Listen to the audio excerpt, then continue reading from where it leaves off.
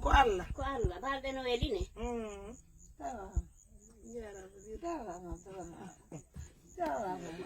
aujourd'hui nous avons gagné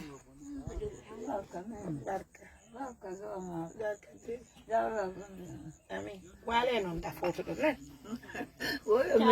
wale photo dum bira on va marquer la pause anke bira ko Allah koni balde no weli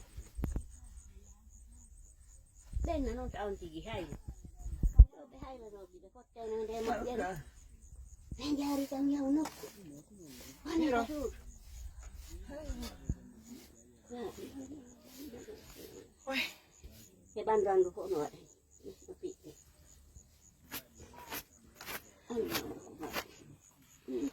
on remercie Dieu pour ce bonheur. En attendant, elle va se reposer ici autant pour nous de finaliser la maison rapidement. C'est le souhait de tous les membres de l'ONG Assistance Humanitaire d'Urgence. Donc, ça nous retrouve à partir d'aujourd'hui. Puis, tout le monde est venu à faire des Django, Inch'Allah.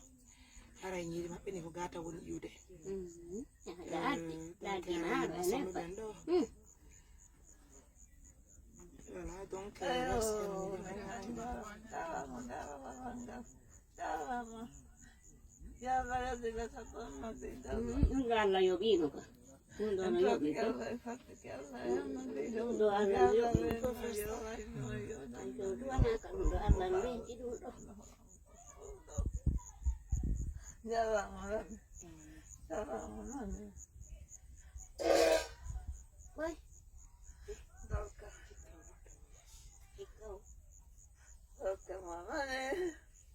Pankene jari taon pesu.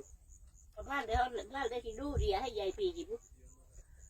Ayo, mi ya yangi a pautere kaki. Balde noel. Je n'arrive même pas à croire le bonheur qui sont là.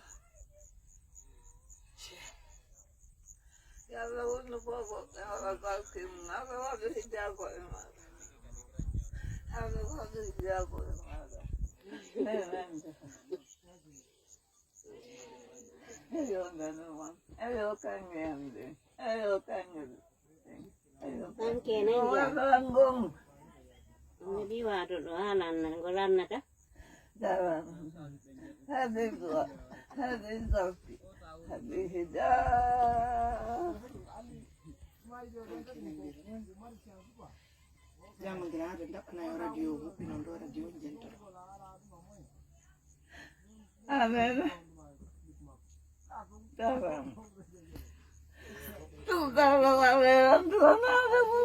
Ono dua na nenjari.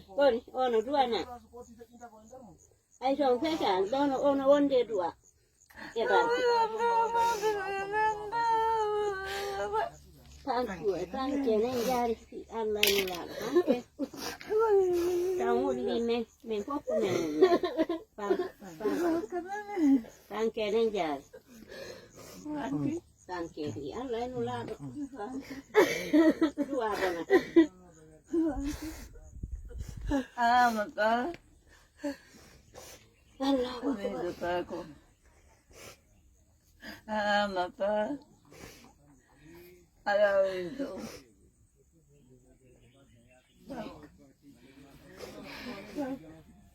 Takana beangin. Allah Akbar. Ka. Mesdames, messieurs, ensemble on va aider la maman. On va réaliser ce rêve de la maman. Qui va nous aider pour les panneaux? Qui va nous aider pour les tôles? Qui va nous aider pour la suite des travaux? Je compte sur vous. Appelez-moi sur le 629 88 43 94. Bonne soirée.